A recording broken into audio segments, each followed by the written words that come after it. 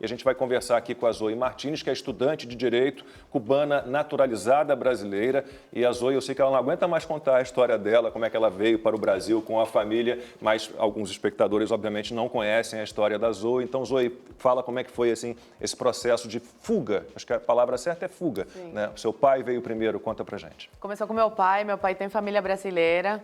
Ele ocupava um cargo muito alto em Cuba. Ele trabalhava em Etexa, que é a única empresa que mexe com essa rede de telefonia e de internet.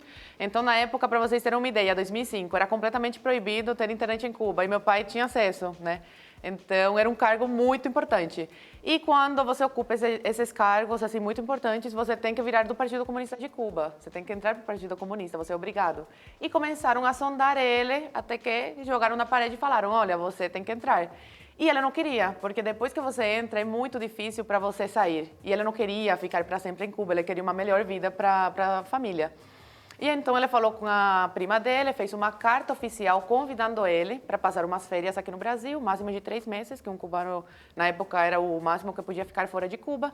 Ele veio e ficou.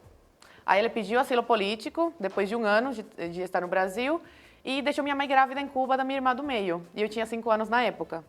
E aí, depois de quase 4 anos, meu pai conseguiu tirar minha mãe de Cuba, através de um amigo dele. Ficaram 4 anos sem se ver. 4 anos.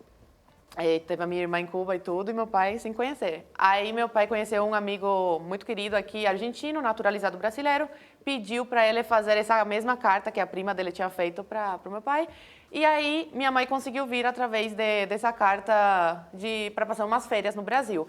Enquanto ela chegou, já foi na Polícia Federal e teve direito, como está casada com meu pai, a ser exilada política também. Aí deixou eu e minha irmã em Cuba, eu tinha 9 anos na época, minha irmã tinha 3, e ficou, aí reencontrou meu pai depois desses 4 anos. Nesse período, ela engravidou da minha irmã caçula. Eu falo com presente de Deus, porque não estava nos planos, eles estavam passando por muita dificuldade aqui, muito dinheiro para tirar a gente de Cuba, muita burocracia, enfim. Mas acabou que ajudou para a gente sair de Cuba, por ter uma irmã brasileira. Então, depois de quase 3 anos, eles conseguiram tirar a gente de Cuba. Meu pai conheceu minha irmã do meio com 5 anos, voltou a me ver com 12 e a gente conheceu a nossa irmã caçula com quase 3 anos. Então, resumidamente, essa história, que é assim, 7 anos, muito tempo, né, separado da família, muito dinheiro, muita burocracia, eles dificultaram ao máximo, mas graças a Deus a gente conseguiu se reunir aqui no Brasil. E vocês têm família ainda em Cuba? Meus avós moram em Cuba, tenho alguns primos, tios que ainda moram lá. Amanda. Nossa, que história emocionante, né, Zoe? Quanto tempo sem ver sua família? Estou vendo que você está emocionada, né? Eu fico também, Por mais que eu repito muito essa história, né? Todo lugar que eu vou me perguntam, mas é muito emocionante, né? Eu fiquei a infância toda sem ver meu pai. Sem ver seu pai, né? É tão bom morar em Cuba, que olha o desespero do meu pai de sair e depois tirar a família e essa separação familiar. Se fosse tão bom, né? A gente não teria passado por tudo isso. Não, se fosse tão bom, as pessoas não eram impedidas de sair, né? Exatamente. E naquela época era muito mais difícil do que atualmente, né? 2005, era completamente fechada a ilha.